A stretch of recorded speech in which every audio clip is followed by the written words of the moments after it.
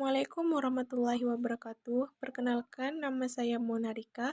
Saya dari Prodi PGMI jurusan Tarbiyah semester 1. Di sini saya akan mempresentasikan hasil kerja saya mengenai pengertian Fati al-Suwar.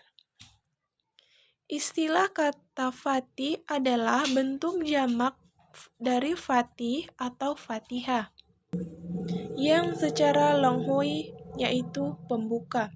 Sedangkan kata arti suar dari bentuk jamak yaitu surah.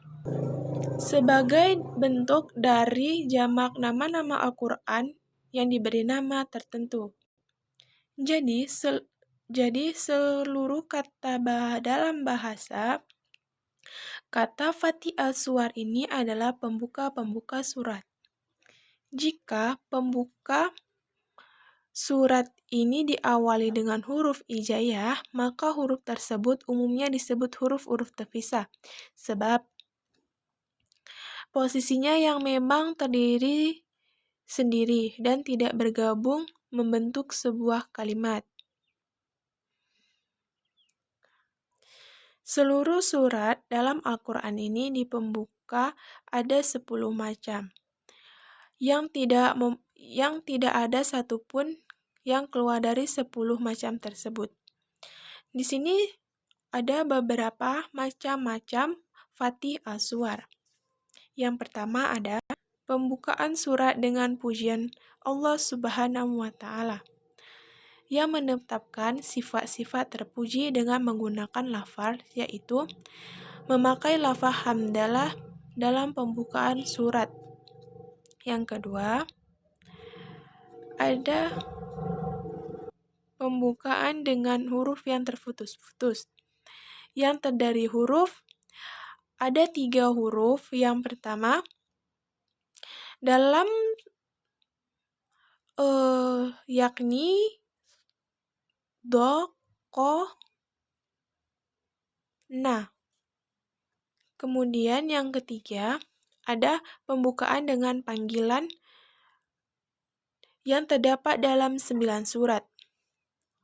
Nida untuk Nabi yang terdapat 3 surat, yaitu surat Al-Ahzab, Al-Tahrim, dan Al-Takalaq. Nida untuk mukmin terdapat 3 surat, yaitu ada Al-Maidah, Al-Mutaha. Kemudian yang keempat, pembuka dengan kalimat jumlah. Pembuka dengan kalimat jumlah ini ada 23 surat dan dibagi menjadi 2 macam. 23 macam. Yang pertama, jumlah ismiyah, yaitu dalam surat At-Taubah, An-Nur. Kemudian jumlah filiyah terdiri dari 12 surat, yaitu Al-Anfal, An-Anhal, Al-Qamar, Al-Mukmin, Al-Khalaq, Al-Basa, Al-Baiyah. Kemudian yang ketiga, ada pembukaan dengan sumpah, terdapat dalam 15 surat, dibagi kepada 3 bagian.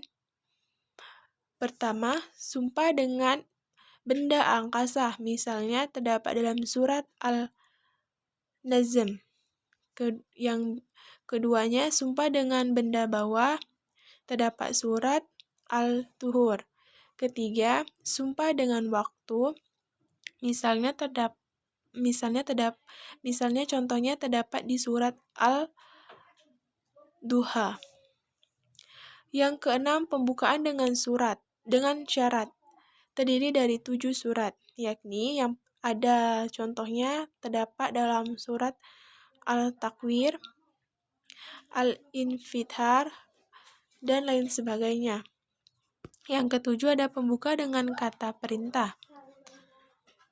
Adapun pembukanya terdiri dari 6 surat.